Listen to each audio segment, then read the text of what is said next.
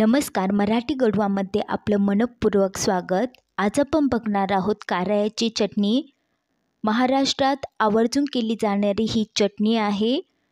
कारळ्याला काही ठिकाणी खुरासणीही म्हणतात।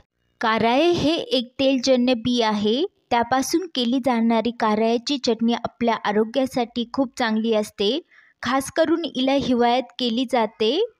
चला तर बनवूया कारळ्याची चटणी। कारळ्याची चटणी बनवण्यासाठी इथे 1 वाटी कारळे घेतले आहे। 2 सुक्या लाल मिरच्या घेतल्या आहे। लाल मिरची पावडर, लसूण घेतला आहे, मीठ। कारळ्यांना भाजून घेऊया। तर गॅसवर एक कढई ठेवली आहे, त्यामध्ये टाकले आहे 1 वाटी कारळे। गॅसची फ्लेम मध्यम आहे। आता यांना चांगलं भाजून घेऊया 3 ते 4 मिनिटे। जास्त भाजायचं पण नाहीये। चम्मचने याला चांगलं मिक्स करत राहायचं आहे आणि तडतड आवाज येईपर्यंत त्याला भाजून घ्यायचे। कारळ्याची चटणी बनवायला खूप कमी साहित्य लागतं आणि खूप कमी टाइम लागतो। तर इथे मी लसूण टाकत आहे। तुम्हाला जर लसूण नसेल टाकायचा तर तुम्ही तो स्किप करू शकता। आता इथे कारळे चांगले भाजले गेले आहे। एका प्लेटमध्ये काढून घेत आहे।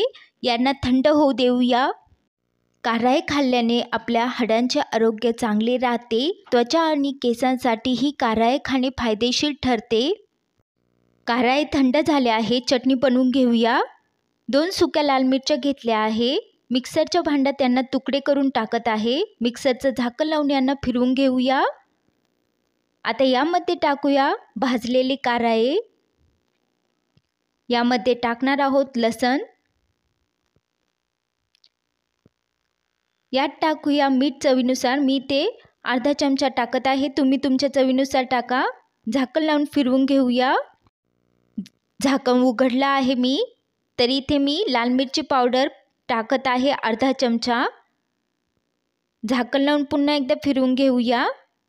लाल मिरची पावडर मला पहिलीच टाकायची होती पण मी विसरले होते। तर तुम्ही लसूण वगैरे जेव्हा टाकाल तेव्हाच लाल मिरची पावडरही टाका। तर इथे चटणी तयार आहे। एका बाउलमध्ये काढून घेत आहे मी। तयार आहे कारळ्याची चटणी। ही चटणी तुम्ही पोळी, भाकरी, पराठा किंवा भाताबरोबर खाऊ शकता। तयार आहे पौष्टिक अशी कारळ्याची चटणी। तुम्ही पण हिला ह्या हिवाळ्यात नक्की ट्राय करा। तुम्हाला हा व्हिडिओ आवडला असेल तर लाईक, शेअर, कमेंट करा आणि प्लीज मराठी गडवा चॅनलला सबस्क्राईब करा। व्हिडिओ बघितल्याबद्दल धन्यवाद।